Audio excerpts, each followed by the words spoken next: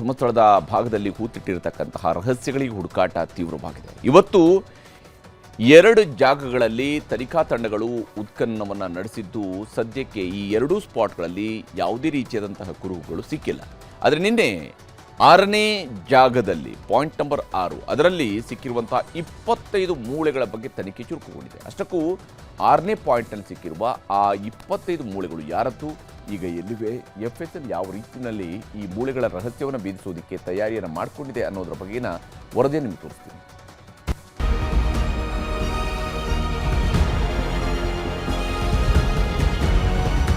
ಧರ್ಮಸ್ಥಳದಲ್ಲಿ 100 ಶವಗಳನ್ನ ಹೂತಿದ್ದೀನಿ ಅಂದಿದ್ದ ಅನಾಮಿಕನ ಹೇಳಿಕೆ. ಅದೇ ಅನಾಮಿಕ ವ್ಯಕ್ತಿ ತೋರಿಸಿದ 13 ಜಾಗಗಳಲ್ಲಿ 4 ದಿನಗಳಿಂದ SIT ಅಧಿಕಾರಿಗಳು ಹುಡುಕಾಡ್ತಾಗಿದ್ದಾರೆ. ಮೊದಲು ಗುರುತಿಸಿದ 5 ಜಾಗಗಳಲ್ಲಿ ಏನೂ ಸಿಗದಿದ್ದಾಗ ಅನಾಮಿಕ ಮುಸುಕುದಾರಿ ಮೇಲೆ ಧರ್ಮಸ್ಥಳ ಸುತ್ತಲಿನ ಜನ ಅನುಮಾನ ಪಟ್ಟಿದ್ರು. ಸುಳ್ಳು ಹೇಳ್ತಿದ್ದಾನೆ ಅಂದಿದ್ರು. ಧರ್ಮಸ್ಥಳದ ಹೆಸರಿಗೆ ಕಳಂಕ ತರಲು ಹುನ್ನಾರ ಅಂತ ಸಿಟ್ಟಾಗಿದ್ರು. ಮುಸುಕುದಾರಿಯನ್ನ ಮಂಪರು ಪರೀಕ್ಷೆ ಮಾಡಬೇಕು ಅಂತಿದ್ರು. ಅನಾಮಿಕ ವ್ಯಕ್ತಿಯ ಮುಖ ತೋರಿಸ್ಲಿ, ಅವನ ಬಂಡವಾಳ ನಾವು ಬಯಲು ಮಾಡ್ತೀವಿ ಅಂತಾನು ಜನ ಆಕ್ರೋಶ ಹೊರಹಾಕ್ತಿದ್ರು. ಸಾಮಾಜಿಕ ಜಾಲತಾಣಗಳಲ್ಲಂತೂ ಮುಸುಕುದಾರಿ ವ್ಯಕ್ತಿಯನ್ನ ಒಂದು ರೀತಿ ಅಪರಾಧಿ ಜಾಗದಲ್ಲೂ ನಿಲ್ಲಿಸಿದ್ರು. ಆದ್ರೆ ಪಾಯಿಂಟ್ ನಂಬರ್ 1ರಲ್ಲಿ ಕೆಲವು ದಾಖಲೆಗಳು ಸಿಕ್ಕಿದ್ದು, ಯಾವುದೇ ಶವದ ಅಸ್ಥಿ ಪಂಜರಗಳು ಸಿಗಲಿಲ್ಲ ಅಂದಾಗ ಧರ್ಮಸ್ಥಳ ಜನರ ಮನಸ್ಸಲ್ಲಿದ್ದ ಸಿಟ್ಟು, ಕೋಪ, ಆಕ್ರೋಶಗಳು ಅನುಮಾನ ಪಡುವ ಮಟ್ಟಿಗೆ ಬದಲಾಯಿತು. ಯಾವಾಗ ಪಾಯಿಂಟ್ ನಂಬರ್ 6ರಲ್ಲಿ ಮೃತದೇಹದ ಅವಶೇಷಗಳು ಪತ್ತೆಯಾಯಿತು, ಆಗಿನಿಂದ ಮುಸುಕುದಾರಿ ವ್ಯಕ್ತಿ ಸುತ್ತ ಸತ್ಯ ಅನ್ನೋ ಸದ್ದು ಸುದ್ದಿಯಾಗೋಕೆ ಶುರುವಾಯಿತು. ಈಗ್ಲೂ ಅನಾಮಿಕ ತೋರಿಸಿದ ಜಾಗಗಳ ಸುತ್ತ ಉತ್ಖನನ ನಡೀತಿದ್ರು. ಎಲ್ಲರನ್ನೂ ಹೆಚ್ಚಾಗಿ ಕಾಡ್ತಿರೋದು ಅಂದ್ರೆ ಪಾಯಿಂಟ್ 6ರಲ್ಲಿ ಸಿಕ್ಕ ಆ ಅಸ್ಥಿ ಪಂಜರ ಯಾರದ್ದು, ಯಾವಾಗ ಹೂತಿದ್ದು ಅನ್ನೋ ಪ್ರಶ್ನೆ. ಧರ್ಮಸ್ಥಳದಲ್ಲಿ ಸಿಕ್ಕಿದ ಕಳೇಬರದ ತನಿಖೆಗೆ ವೇಗ. ಧರ್ಮಸ್ಥಳದ ನೇತ್ರಾವತಿ ನದಿ ದಡದಲ್ಲಿರುವ ರಹಸ್ಯ ಹುಡುಕಾಡ್ತಿದ್ದಾಗ 6ನೇ ಪಾಯಿಂಟ್ನಲ್ಲಿ ಮೊದಲ ಅಸ್ಥಿ ಪಂಜರ ಪತ್ತೆಯಾಗಿತ್ತು. 2 ದಿನ ಭೂಮಿ ಅಗೆದು ಬರಿಗೈಯಲ್ಲಿ ಹಿಂತಿರುಗಿದ್ದ SIT ತಂಡಕ್ಕೆ 3ನೇ ದಿನ ಅಗೆದ ಮೊದಲ ಗುಂಡಿಯಲ್ಲೇ ಅಸ್ಥಿಗಳು ಸಿಕ್ಕಿದ್ವು. ಅಲ್ಲಿಂದ ನಂತರ SITಯ ತನಿಖೆಯ ದಿಕ್ಕು ಬದಲಾಗಿದೆ. SIT ಅಧಿಕಾರಿಗಳು ಸೂಕ್ಷ್ಮವಾಗಿ ತನಿಖೆ ಮಾಡ್ತಿದ್ದು, ಸಿಕ್ಕಿರುವ ಕಳೇಬರದ ಮೇಲೆಯೂ ತನಿಖೆ ಶುರುವಾಗಿದೆ. ಪಾಯಿಂಟ್ ನಂಬರ್ 6ರಲ್ಲಿ ಮಾನವನ ದೇಹದ ಒಟ್ಟು 25 ಮೂಳೆಗಳು ಪತ್ತೆಯಾಗಿವೆ. 5 ಹಲ್ಲುಗಳು, 2 ತೊಡೆ ಮೂಳೆಗಳು, 1 ತಲೆ ಬುರುಡೆ ಪತ್ತೆಯಾಗಿದೆ. ದವಡೆ ಮೂಳೆ, ಮೊಣಕೈ, ಬೆನ್ನಿನ ಮೂಳೆಗಳು ಪತ್ತೆಯಾಗಿವೆ. ಸಿಕ್ಕಿರುವ ಮೂಳೆಗಳು 25ರಿಂದ 35 ವರ್ಷ ಹಳೆಯದ್ದು ಎಂಬ ಅನುಮಾನ ಮೂಡಿದೆ. SIT ಅಧಿಕಾರಿಗಳಿಗೆ ಎಲ್ಲವನ್ನೂ ಹಸ್ತಾಂತರಿಸಿದ FSL ಟೀಮ್ ಎಲ್ಲ 25 ಮೂಳೆಗಳಿಗೂ ರಾಸಾಯನಿಕ ದ್ರವ ಹಾಕಿ ಸಂಗ್ರಹ ಮಾಡಿದೆ. ಮಣಿಪಾಲದ KMC ಆಸ್ಪತ್ರೆಯ ಪ್ರಯೋಗಾಲಯದಲ್ಲಿ ಸಂಗ್ರಹ ಮಾಡಲಾಗಿದೆ. ಮೂಳೆಗಳನ್ನಿಟ್ಟಿರುವ ಲ್ಯಾಬ್ಗೆ SITಯಿಂದ ಬಿಗಿ ಭದ್ರತೆ ಮಾಡಲಾಗಿದೆ. ಮೇಲ್ನೋಟಕ್ಕೆ ಸಿಕ್ಕಿರುವ ಅಸ್ಥಿ ಪಂಜರ ಪುರುಷನಿಗೆ ಹೋಲಿಕೆ ಆಗ್ತಿದೆ ಅಂತ FSL ಅಧಿಕಾರಿಗಳ ತಂಡ ಅನುಮಾನ ಪಟ್ಟಿದೆ. ಸಿಕ್ಕಿರುವ ಕಳೇಬರ ಯಾರದ್ದು, ಎಷ್ಟು ವಯಸ್ಸಿನ ವ್ಯಕ್ತಿಯದ್ದು ಅನ್ನೋದರ ಬಗ್ಗೆಯೂ SIT ತನಿಖೆ ಶುರು ಮಾಡಿದ್ದು. ಒಟ್ಟು 3 ಆಯಾಮಗಳಲ್ಲಿ SIT ಅಧಿಕಾರಿಗಳು ಪ್ರಾಥಮಿಕವಾಗಿ ತನಿಖೆಗೆ ವೇಗ ಕೊಟ್ಟಿದ್ದಾರೆ. ಮೊದಲ ಹಂತದಲ್ಲಿ ಮೂಳೆ ಸಿಕ್ಕ ಸ್ಥಳದಲ್ಲಿ ಅನಾಮಿಕನ ವಿಚಾರಣೆ ಮಾಡಿದ್ದು. ನಿನ್ನೆ ರಾತ್ರಿಯೂ ಬೆಳ್ತಂಗಡಿ ಠಾಣೆಯಲ್ಲಿ ಮುಸುಕುಧಾರಿಗೆ SIT 16 ಪ್ರಶ್ನೆಗಳನ್ನ ಹಾಕಿದ್ಯಂತೆ. ಪಾಯಿಂಟ್ ನಂಬರ್ 6ರಲ್ಲಿ ಸಿಕ್ಕಿದ ಮೂಳೆಗಳು ಯಾರದ್ದು, ಅರಣ್ಯ ಭೂಮಿಯಲ್ಲಿ ಮೃತದೇಹ ಹೂತಿದ್ದು ಯಾಕೆ, ಎಷ್ಟು ವರ್ಷದ ಹಿಂದೆ ಹೂತಿದ್ದೆ, ಯಾರ ಮೃತದೇಹ ಅದು, ಶವ ಗಂಡಿನದ್ದು ಹೆಣ್ಣಿನದ್ದು, ನಿನಗೆ ಸಿಕ್ಕಿದ್ದು ಹೇಗೆ, ಶವ ಎಲ್ಲಿಂದ ತಂದಿದ್ದು, ತಂದಾಗ ಯಾವ ಸ್ಥಿತಿಯಲ್ಲಿತ್ತು, ಈಗ ಸಿಕ್ಕಿರುವ ಕಳೇಬರದ ಬಗ್ಗೆ ನಿನಗೆ ಹೇಳಿದ್ಯಾರು, ಶವ ಹೂತಿಟ್ಟ ಮೇಲೆ ನೀನು ಯಾರನ್ನ ಸಂಪರ್ಕಿಸಿದ್ದೆ. ಹೀಗೆ ನಿನ್ನೆ SIT ಅಧಿಕಾರಿಗಳು ಕಳೇಬರದ ಬಗ್ಗೆ ಸಾಲು ಸಾಲು ಪ್ರಶ್ನೆಗಳನ್ನ ಹಾಕಿ ಉತ್ತರವನ್ನು ಪಡೆದುಕೊಂಡಿದ್ದಾರೆ. ಅನಾಮಿಕ ನೀಡಿದ ಮಾಹಿತಿ ಆಧಾರದ ಮೇಲೆ SIT ಅಧಿಕಾರಿಗಳು 2ನೇ ಹಂತದ ತನಿಖೆಯನ್ನ ಚುರುಕುಗೊಳಿಸಿದ್ದಾರೆ. 2ನೇ ಹಂತದಲ್ಲಿ ಗ್ರಾಮ ಪಂಚಾಯಿತಿ ಇಲಾಖೆ ಅಧಿಕಾರಿಗಳನ್ನ ವಿಚಾರಣೆ ನಡೆಸಿ ಕೆಲವು ದಾಖಲೆಗಳನ್ನ ಕೇಳಿದೆ. SIT ತನಿಖೆಗೆ ಸಹಕಾರಿಯಾಗುವ ಸಲುವಾಗಿ ಧರ್ಮಸ್ಥಳ ಗ್ರಾಮ ಪಂಚಾಯಿತಿ PDO ಬಳಿ ಮಾಹಿತಿ ಕೇಳಿರುವ SIT 1985ರಿಂದ 2000ದವರೆಗೆ ಸಿಕ್ಕಿರುವ ಅನಾಥ ಶವಗಳೆಷ್ಟು ಎಂದು ಪ್ರಶ್ನಿಸಿದೆ. ಇನ್ನು ಸ್ಮಶಾನ ಮಂಜೂರಾಗುವ ಮೊದಲೇ ಎಲ್ಲೆಲ್ಲಿ ಅಂತ್ಯಕ್ರಿಯೆಯಾಗಿತ್ತು, ಅನಾಥ ಶವಗಳ ಪೈಕಿ ಯಾರದ್ದಾದ್ರೂ ಗುರುತು ಪತ್ತೆಯಾಗಿದ್ಯಾ, ಸಿಕ್ಕಿರುವ ಶವಗಳನ್ನ ಎಲ್ಲಿ ಹೇಗೆ ಅಂತ್ಯ ಸಂಸ್ಕಾರ ಮಾಡಿದ್ದೀರಾ? ಇದೆಲ್ಲದರ ಬಗ್ಗೆ ಧರ್ಮಸ್ಥಳ ಪೊಲೀಸ್ ಠಾಣೆಯಲ್ಲಿ ಮಾಹಿತಿ ಇತ್ತಾ ಎಂಬ ಬಗ್ಗೆಯೂ ಪ್ರಶ್ನಿಸಲಾಗಿದೆ. ಇದೆಲ್ಲದರ ಬಗ್ಗೆ ಸಮಗ್ರ ವರದಿ ಸಲ್ಲಿಸುವಂತೆ ಧರ್ಮಸ್ಥಳ ಗ್ರಾಮ ಪಂಚಾಯಿತಿಗೆ ಸೂಚನೆ ನೀಡಲಾಗಿದೆ.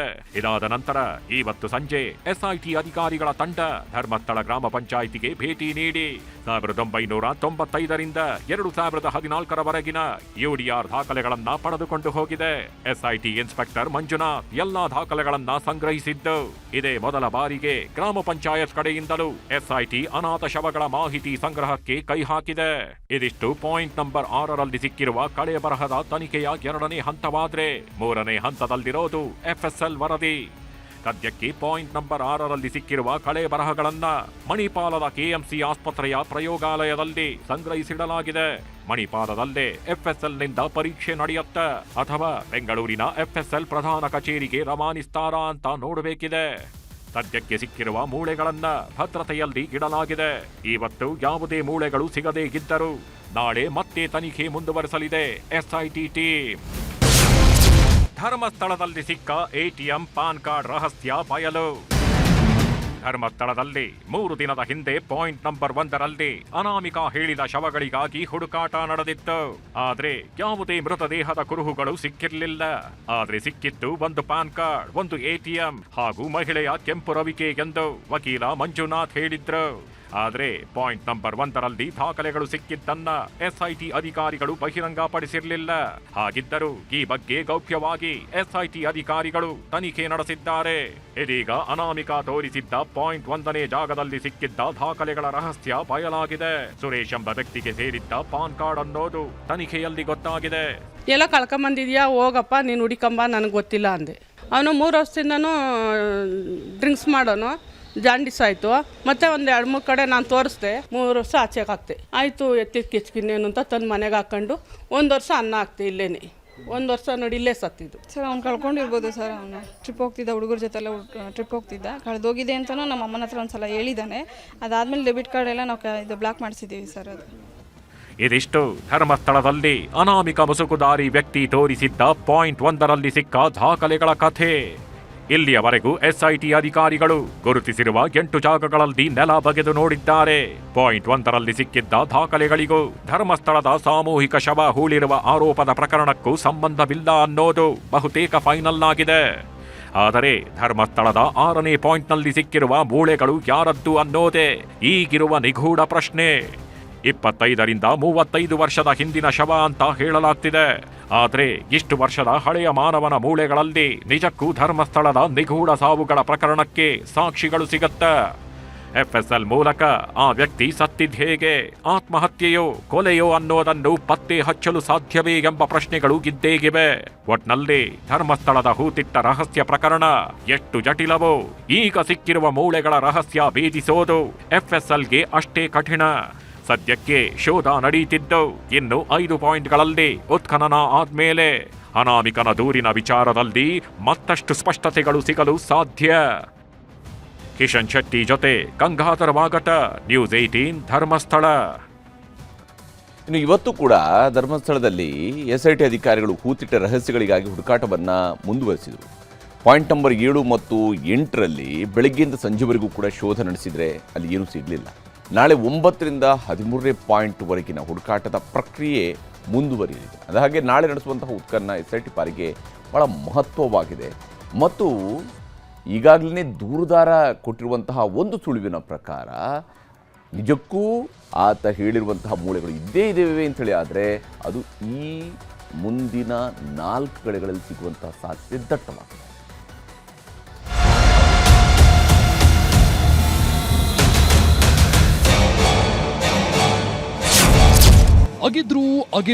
ಅಗೆದ್ರು 4ನೇ ದಿನವೂ ಅಗೆದ್ರು. ಧರ್ಮಸ್ಥಳದಲ್ಲಿ ಹೂತಿಟ್ಟ ಶವಗಳ ರಹಸ್ಯ ಭೇದಿಸಲು ಎಸ್ಐಟಿ ಅಧಿಕಾರಿಗಳು 4ನೇ ದಿನವೂ ಸಾಕಷ್ಟು ಸರ್ಕಸ್ ಮಾಡಿದ್ರು. ಬೆಳಿಗ್ಗೆಯೇ ಪ್ರಕರಣದ ತನಿಖಾಧಿಕಾರಿ ಜಿತೇಂದ್ರ ಕುಮಾರ್ ಬೆಳ್ತಂಗಡಿ ಪೊಲೀಸ್ ಠಾಣೆಗೆ ಬಂದ್ರು. ಜಿತೇಂದ್ರ ಅವರು ಬಂದ ಬೆನ್ನಲ್ಲೇ ಪುತ್ತೂರು ಕಂದಾಯ ಇಲಾಖೆ ಸಹಾಯಕ ಆಯುಕ್ತ ಸ್ಟೆಲ್ಲಾ ವರ್ಗೀಸ್ ಬಂದ್ರು. ಆಮೇಲೆ ದೂರುದಾರ ಅನಾಮಿಕನ ಜೊತೆ ಕಚೇರಿಯಲ್ಲೇ 20 ನಿಮಿಷಗಳ ಕಾಲ ಇವತ್ತಿನ ಉತ್ಖನನ ಹೇಗಿರುತ್ತೆ ಅನ್ನೋದ್ರ ಬಗ್ಗೆ ಮಾತುಕತೆ ನಡೆಸಿದ್ರು. ಇವತ್ತಿನ ತನಿಖಾ ಪ್ರಕ್ರಿಯೆ ಬಗ್ಗೆ ಸಭೆ ಮಾಡಿ 10:45 ಸುಮಾರಿಗೆ ಅನಾಮಿಕನನ್ನ ಕರ್ಕೊಂಡು ಭದ್ರತಾ ಪಡೆಗಳ ಜೊತೆ ನೇತ್ರಾವತಿ ಸ್ನಾನಘಟ್ಟಕ್ಕೆ ಬಂದ್ರು. ನಿನ್ನೆ ಕಳೆಬರ ಸಿಕ್ಕಿದ್ದ 6ನೇ ಪಾಯಿಂಟ್ ಉತ್ಖನನ ಜಾಗಕ್ಕೆ ಮೊದಲು ಹೋಗಿ ಪರಿಸ್ಥಿತಿಯನ್ನೆಲ್ಲ ಅವಲೋಕಿಸಿದ್ರು, ಭದ್ರತೆಯನ್ನ ಪರಿಶೀಲಿಸಿದ್ರು. ಆಮೇಲೆ ಅನಾಮಿಕ ಗುರುತು ಮಾಡಿದ್ದ 7ನೇ ಜಾಗದಲ್ಲಿ ಉತ್ಖನನ ಶುರುವಾಯಿತು. 20 ಜನ ಗುಂಡಿ ತೋಡುವ ಕಾರ್ಮಿಕರು ಸ್ಥಳದಲ್ಲಿದ್ದರು. 15 FSL ಅಧಿಕಾರಿಗಳು, SIT ಪ್ರಮುಖ ಅಧಿಕಾರಿಗಳು ಹಾಜರಿದ್ದರು. ವಿಡಿಯೋಗ್ರಾಫರ್, ಮುಸುಕುಧಾರಿ ವ್ಯಕ್ತಿ, ಭದ್ರತಾ ಸಿಬ್ಬಂದಿ, JCB ಸಿಬ್ಬಂದಿ ಸೇರಿ ಒಟ್ಟು 65 ಜನ ನೇತ್ರಾವತಿ ನದಿ ತೀರದ ಸುತ್ತಲೂ ಉತ್ಖನನ ಶುರು ಮಾಡಿದ್ರು. ಬೆಳಿಗ್ಗೆ 11 ಗಂಟೆಯಿಂದ ಸಂಜೆ 5 ಗಂಟೆಯವರೆಗೂ ಒಟ್ಟು 2 ಕಡೆ ಮಾತ್ರ ಉತ್ಖನನ ನಡೆಸಲಾಯಿತು. ಪಾಯಿಂಟ್ 7, ಪಾಯಿಂಟ್ 8ರಲ್ಲಿ ಹುಡುಕಾಟ ಮಾತ್ರ ನಡೀತು. ಸತತ 6 ಗಂಟೆಗಳಲ್ಲಿ ಅರ್ಧ ಗಂಟೆ ಊಟಕ್ಕೆ ಬಿಟ್ರೆ 330ಕ್ಕೂ ಹೆಚ್ಚು ನಿಮಿಷಗಳ ಕಾಲ ಬರೀ ಶವ ಹೂತಿಟ್ಟಿದ್ದೀನಿ ಅಂದಿದ್ದ ಜಾಗಗಳನ್ನ ಅಗೆಯೋದ್ರಲ್ಲೇ ಸಮಯ ಕಳೆದೋಯ್ತು. ಇದಕ್ಕೆ ಕಾರಣ ಬಿಟ್ಟು ಬಿಟ್ಟು ಕಾಟ ಕೊಡ್ತಿದ್ದ ಮಳೆ, ಇನ್ನೊಂದು ಕಡೆ ಉಕ್ಕುತ್ತಿದ್ದ ನೇತ್ರಾವತಿ ನದಿ ನೀರು, ಮತ್ತೊಂದು ಕಡೆ ಗುಂಡಿ ಅಗೆಯುವಾಗ ಸಿಕ್ತಿದ್ದ ಕಲ್ಲು ಬಂಡೆಗಳು, ಮರದ ಬೇರುಗಳು. ಇದರಿಂದ ಸಾಕ್ಷಿ ಹುಡುಕಾಟಕ್ಕೆ ಸಾಕಷ್ಟು ಸಮಸ್ಯೆಗಳಾದವು. ಶೋಧ ಕಾರ್ಯದಲ್ಲಿ ಫಸ್ಟ್ ಟೈಮ್ SIT ಬಿಗಿ ಕ್ರಮ. ಉತ್ಖನನ ಜಾಗದಲ್ಲಿದ್ದವರ ಫೋನ್ಗಳಿಗೆ ನಿರ್ಬಂಧ. 3 ದಿನದ ಹಿಂದೆ ಪಾಯಿಂಟ್ ನಂಬರ್ 1ರ ಜಾಗ ಅಗೆದು ತೆಗೆದಾಗ ಪಾನ್ ಕಾರ್ಡ್ ಮತ್ತು ATM ಕಾರ್ಡ್ ಸಿಕ್ಕಿದ್ದು ದೊಡ್ಡ ಸುದ್ದಿಯಾಗಿತ್ತು. ನನ್ನೆಯಂತೂ ಪಾಯಿಂಟ್ 6ರಲ್ಲಿ ಮಾನವನ ಕಳೆಬರ, ಮೂಳೆಗಳು ಸಿಕ್ಕಿದ್ದು ದೊಡ್ಡ ಸುದ್ದಿಯಾಯಿತು. ಹೀಗಾಗಿನೇ ಇವತ್ತು SIT ಮುಖ್ಯಸ್ಥ ಪ್ರಣವ್ ಮಹಾಂತಿಯವರು ತನಿಖೆಯ ರಹಸ್ಯ ಕಾಪಾಡಿಕೊಳ್ಳಲು ಸೂಚನೆ ಕೊಟ್ಟಿದ್ರು. ಹಾಗಾಗಿನೇ ನೇತ್ರಾವತಿ ದಡದಲ್ಲಿ ಹೂತಿಟ್ಟ ಶವಗಳ ಹುಡುಕಾಟದ ಜಾಗದಲ್ಲಿ 2 ಫೋನ್ಗಳ ಬಳಕೆಗಷ್ಟೇ ಅವಕಾಶ ನೀಡಲಾಗಿತ್ತು. SIT ಅಧಿಕಾರಿ ಜಿತೇಂದ್ರ ದಯಾಮ್, ಕಂದಾಯ ಇಲಾಖೆ ಆಯುಕ್ತರಾದ ಸ್ಟೆಲ್ಲಾ ವರ್ಗಿಸ್ ಮಾತ್ರ ಫೋನ್ ಬಳಸ್ತಿದ್ರು. ಉಳಿದ ಎಲ್ಲ 63 ಸಿಬ್ಬಂದಿಯ ಫೋನ್ ಸ್ವಿಚ್ ಆಫ್ ಮಾಡಿಸಿದ್ರು. ಜೊತೆಗೆ ಗುಂಡಿ ತೆಗೆದ 7 ಮತ್ತು 8ನೇ ಪಾಯಿಂಟ್ ಜಾಗಗಳಿಗೆ ಹಸಿರು ಬಣ್ಣದ ಪರದೆಯನ್ನ ಕಟ್ಟಿ ಯಾರಿಗೂ ಯಾವ ದೃಶ್ಯನೂ ಕಾಣದಂತೆ SIT ಅಧಿಕಾರಿಗಳು ಕ್ರಮ ವಹಿಸಿದ್ರು. 5:30 ಗಂಟೆ ಅಗೆದ್ರೂ 7, 8ರಲ್ಲಿ ಏನೂ ಸಿಗ್ಲಿಲ್ಲ. ಬೆಳಿಗ್ಗೆ 11 ಗಂಟೆಯಿಂದ ಸಂಜೆ 5 ಗಂಟೆಯವರೆಗೂ ಪಾಯಿಂಟ್ ನಂಬರ್ 7 ಮತ್ತು ಪಾಯಿಂಟ್ ನಂಬರ್ 8ರಲ್ಲಿ ಉತ್ಖನನ ನಡೀತು. ಆದ್ರೆ 2 ಜಾಗಗಳಲ್ಲೂ ಇವತ್ತು ಏನೂ ಸಿಕ್ಕಿಲ್ಲ ಅನ್ನೋದು SIT ಅಧಿಕಾರಿಗಳು ಕೊಟ್ಟಿರುವ ಮಾಹಿತಿ. 7ನೇ ಪಾಯಿಂಟ್ನಲ್ಲಿ 6 ಅಡಿ ಅಗೆದ್ರೂ ಏನೂ ಸಿಗದಿದ್ದಾಗ ಮುಸುಕುಧಾರಿ ವ್ಯಕ್ತಿ ಅಕ್ಕಪಕ್ಕನೂ ಇನ್ನೂ ಅಗೆಯಿರಿ ಅಂತ ಹಠ ಹಿಡಿದಂತೆ SIT ಅಧಿಕಾರಿಗಳು ಆಯಿತು ಅಂತ ದೂರುದಾರ ಹೇಳಿದ ಕಡೆಯೂ ಅಗೆದಾಗ ಏನೂ ಸಿಗ್ಲಿಲ್ಲ. ಆಮೇಲೆ ಪಾಯಿಂಟ್ 8ರಲ್ಲಿ ಹುಡುಕಾಟ ಶುರು ಮಾಡಿದ್ರು.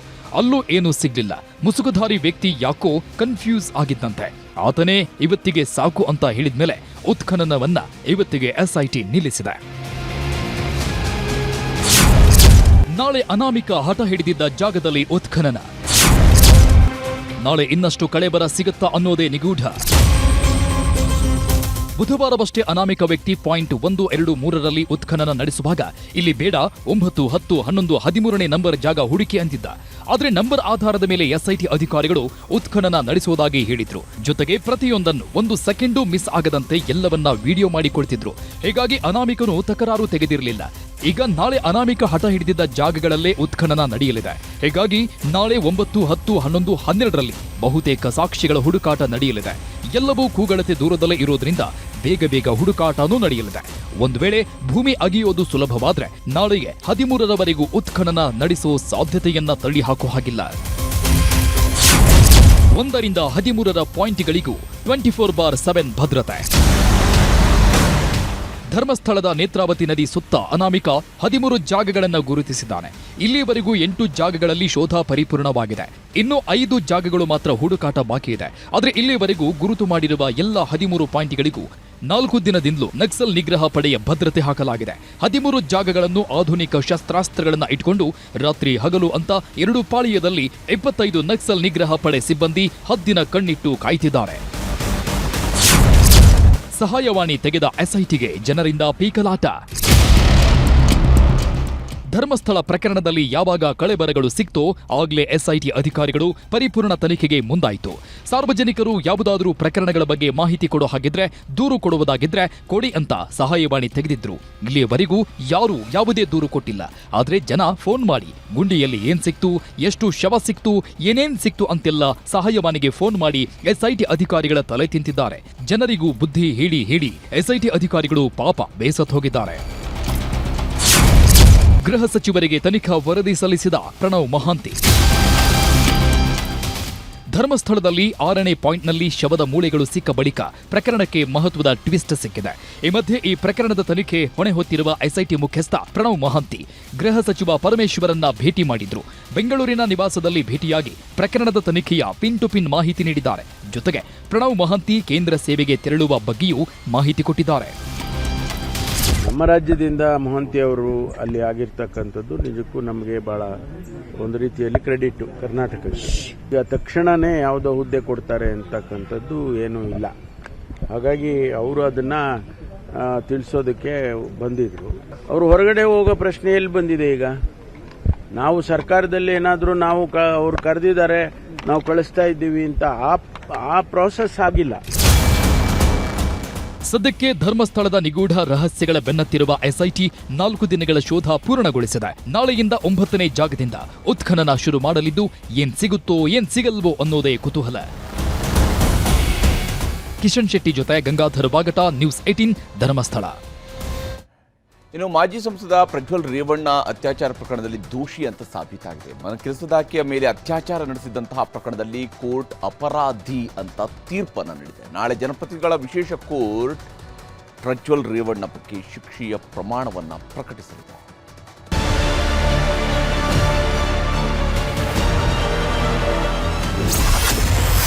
ಅತ್ಯಾಚಾರ ಕೇಸಲ್ಲಿ ಪ್ರಜ್ವಲ್ ರೇವಣ್ಣ ಅಪರಾಧಿ. ಕೋರ್ಟ್ ತೀರ್ಪಿಗೆ ಕಣ್ಣೀರಿಟ್ಟ ಮಾಜಿ ಸಂಸದ ಪ್ರಜ್ವಲ್ ರೇವಣ್ಣ. ಹಾಸನದ ಮಾಜಿ ಸಂಸದ ಅತ್ಯಾಚಾರ ಕೇಸಲ್ಲಿ ತಗಲಾಕೊಂಡು ದೇಶದಾದ್ಯಂತ ಸಂಚಲನ ಸೃಷ್ಟಿಸಿದ್ದ ರಾಜಕಾರಣಿ. ಎಲೆಕ್ಷನ್ ಹೊತ್ತಲ್ಲೇ ಪೆನ್ ಡ್ರೈವ್ ಸದ್ದಿಗೆ ಗಡಗಡ ನಡುಗಿದ್ದ ದಳಪತಿ ಕುಡಿ. ಸರಣಿ ಅತ್ಯಾಚಾರ ಆರೋಪ ಹೊತ್ತಿದ್ದ ಪ್ರಜ್ವಲ್ಗೆ ಕೆಆರ್ ನಗರ ಮೂಲದ ಸಂತ್ರಸ್ತೆ ನೀಡಿದ್ದ ದೂರು ಕಂಟಕವಾಗಿದೆ. ಅತ್ಯಾಚಾರ ಮಾಡಿದ್ದಲ್ಲದೆ ಅಪಹರಣ ಮಾಡಿದ್ದಾರೆ ಅಂತ 2024ರ ಮೇ 5ರಂದು ಸಿಐಡಿ ಸೈಬರ್ ಕ್ರೈಮ್ ಠಾಣೆಯಲ್ಲಿ ಕಂಪ್ಲೇಂಟ್ ಆಗಿತ್ತು. ಸದ್ಯ ಇದೇ ಕೇಸ್ನಲ್ಲಿ ಪ್ರಜ್ವಲ್ ರೇವಣ್ಣಗೆ ಬಿಗ್ ಶಾಕ್ ಎದುರಾಗಿದೆ.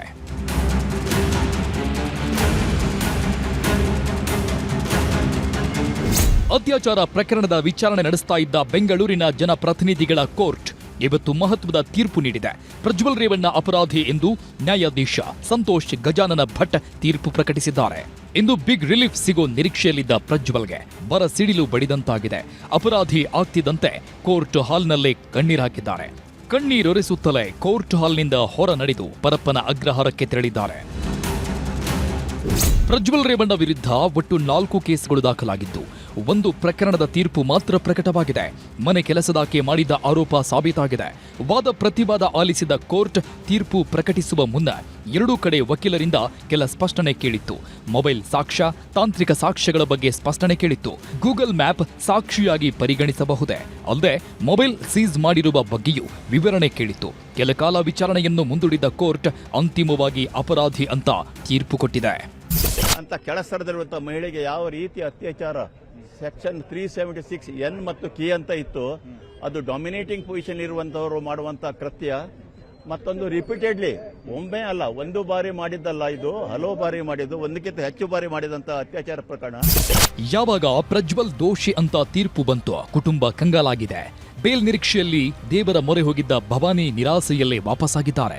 ಇತ್ತ HD ರೇವಣ್ಣ ಕೂಡ ಯಾವುದೇ ಪ್ರತಿಕ್ರಿಯೆ ನೀಡದೆ ಮೌನಕ್ಕೆ ಶರಣಾಗಿದ್ದಾರೆ. ನನಗೇನು ಗೊತ್ತಿಲ್ಲ ಅಂತ ವಿಧಾನಸೌಧದಿಂದ ವಾಪಸ್ಸಾಗಿದ್ದಾರೆ. ದೋಷಿ ಅಂತ ಬಂದಿದೆ, ನಾನು ಮೇಲ್ಮನವಿ ಹೋಗ್ತೀನಿ. ದೋಷಿ ಅಂತ ಬಂದಿದೆ, ನಾನು ಮೇಲ್ಮನವಿ ಹೋಗ್ತೀನಿ. ತೀರ್ಪು ಏನಾದ್ರು ನೋಡಿದ್ರೆ ಕೇಳಿದ್ರೆ ಪ್ರಜ್ವಲ್ ದೋಷಿ ಅನ್ನೋ ತೀರ್ಪು ಹೊರಬರ್ತಿದ್ದಂತೆ ಕಣ್ಣೀರು ಹಾಕಿದವರಿಗೆ ನ್ಯಾಯ ಸಿಕ್ಕಿದೆ ಅಂತ ವಕೀಲ ದೇವರಾಜೇಗೌಡ ಹೇಳಿದ್ದಾರೆ. ಈಗ ಪ್ರಜ್ವಲ್ ರೇವಣ್ಣ ಅವರು ಕಣ್ಣೀರು ಹಾಕಿದ್ರು ಅಂತಂದ್ರೆ ನಾವು ಭಾವುಕರಾಗುವಂತ ಸನ್ನಿವೇಶ ಅಲ್ಲ. ಕಾರಣ ಯಾಕಂತಂದ್ರೆ ಸಾವಿರಾರು ಕುಟುಂಬಗಳ ಹಿಂದೆ ಕಣ್ಣೀರು ಹಾಕಿದಾವಲ್ಲ, ನಾವು ಅದನ್ನು ಕೂಡ ಯೋಚನೆ ಮಾಡ್ಬೇಕಲ್ಲ. ಒಟ್ಟಾರೆ ಬಿಗ್ ರಿಲೀಫ್ ಸಿಗೋ ಕನಸು ಕಾಣ್ತಿದ್ದ ಪ್ರಜ್ವಲ್ಗೆ ಬರಸಿಡಿಲು ಬಡಿದಂತಾಗಿದೆ. ನಾಳೆ ಎಷ್ಟು ವರ್ಷ ಶಿಕ್ಷೆ ಪ್ರಕಟ ಆಗುತ್ತೆ ಅನ್ನೋದನ್ನ ಕಾದು ನೋಡಬೇಕಿದೆ. Muniraju, crime bureau, news 18 Bengaluru.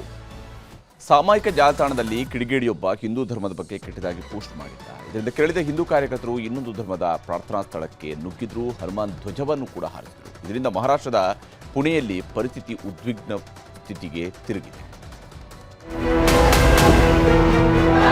ಮಸೀದಿ ಮೇಲೆ ಹತ್ತಿರುವ ಹಿಂದೂ ಕಾರ್ಯಕರ್ತರು ಜೈ ಶ್ರೀರಾಮ್ ಅಂತ ಘೋಷಣೆ ಕೂಗ್ತಾ ಮಸೀದಿ ಮೇಲೆ ಹನುಮಾನ್ ಧ್ವಜ ಕಟ್ಟೋ ಪ್ರಯತ್ನ ಮಾಡ್ತಿರೋ ಹಿಂದೂ ಯುವಕರು.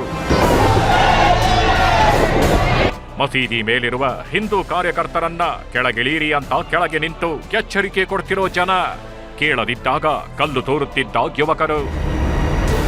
ಪ್ರಕರಣ ಕೈ ಮೀರ್ತಿದ್ದಂತೆ ಸ್ಥಳಕ್ಕೆ ಬಂದ ಭದ್ರತಾ ಪಡೆಗಳು ಸೀದಾ ಗನ್ಗಳನ್ನ ಗುರಿಯಿಟ್ಟು ಮಸೀದಿ ಮೇಲಿದ್ದವರ ಮೇಲೆ ಗುಂಡು ಹಾರಿಸ್ತಿರೋದು.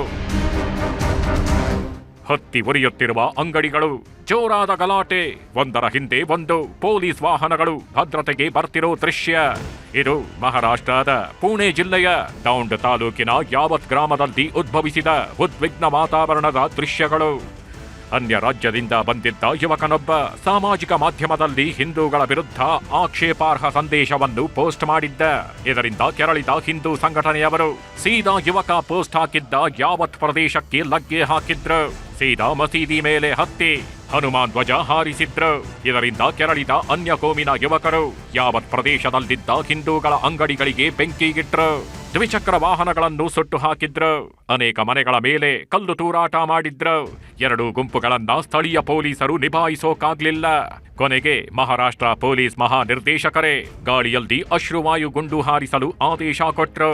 ಪರಿಸ್ಥಿತಿ ಕೈ ಮೀರೋದ್ರೊಳಗೆ ಭದ್ರತಾ ಪಡೆಗಳು ಬಂದವು. ಸ್ಥಳದಲ್ಲಿ ಗಣನೀಯ ಸಂಖ್ಯೆಯ ಪೊಲೀಸ್ ಸಿಬ್ಬಂದಿಯನ್ನು ನಿಯೋಜಿಸಲಾಗಿದೆ. 100 ಪೊಲೀಸ್ ಪಡೆಗಳು ಮಾಕ್ ಡ್ರಿಲ್ ಕೂಡ ಮಾಡಿ ಯಾವತ್ ಗ್ರಾಮದಲ್ಲಿ ಠಿಕಾಣಿ ಹೂಡಿವೆ. ಇನ್ನು ಗಲಭೆಗೆ ಕಾರಣವಾದ ಪೋಸ್ಟ್ ಹಾಕಿದ್ದ ಯುವಕ ಮಸೀದಿ ಮೇಲೆ ಹತ್ತಿದ್ದವರನ್ನು ಪೊಲೀಸರು ಬಂಧಿಸಿದ್ದಾರೆ. ಮಹಾರಾಷ್ಟ್ರ ಪೊಲೀಸ್ ಮಹಾನಿರ್ದೇಶಕರು ಸ್ಥಳಕ್ಕೆ ಬಂದು ಪರಿಸ್ಥಿತಿಯನ್ನ ಅವಲೋಕಿಸಿದ್ರು. ಮಹಾರಾಷ್ಟ್ರ ಉಪಮುಖ್ಯಮಂತ್ರಿ ಅಜಿತ್ ಪವಾರ್ ಕೂಡ ಸ್ಥಳಕ್ಕೆ ಬಂದು ಗಲಭೆ ಜಾಗವನ್ನೆಲ್ಲ ಪರಿಶೀಲಿಸಿದ್ರು. ಮಹಾರಾಷ್ಟ್ರ ಸಿಎಂ ದೇವೇಂದ್ರ ಫಡ್ನವೀಸ್ ಮಾತಾಡಿ ಪರಿಸ್ಥಿತಿ ಈಗ ನಿಯಂತ್ರಣದಲ್ಲಿದೆ. ಎರಡೂ ಸಮುದಾಯಗಳ ಜನರು ಒಟ್ಟಿಗೆ ಕುಳಿತು ಮಾತನಾಡುತ್ತಿದ್ದಾರೆ ಮತ್ತು ಉದ್ವಿಗ್ನತೆಯನ್ನು ಪರಿಹರಿಸಲು ಪ್ರಯತ್ನಿಸುತ್ತಿದ್ದಾರೆ. ಪ್ರಸ್ತುತ ಪ್ರದೇಶವು ಸಂಪೂರ್ಣವಾಗಿ ಶಾಂತಿಯುತವಾಗಿದೆ.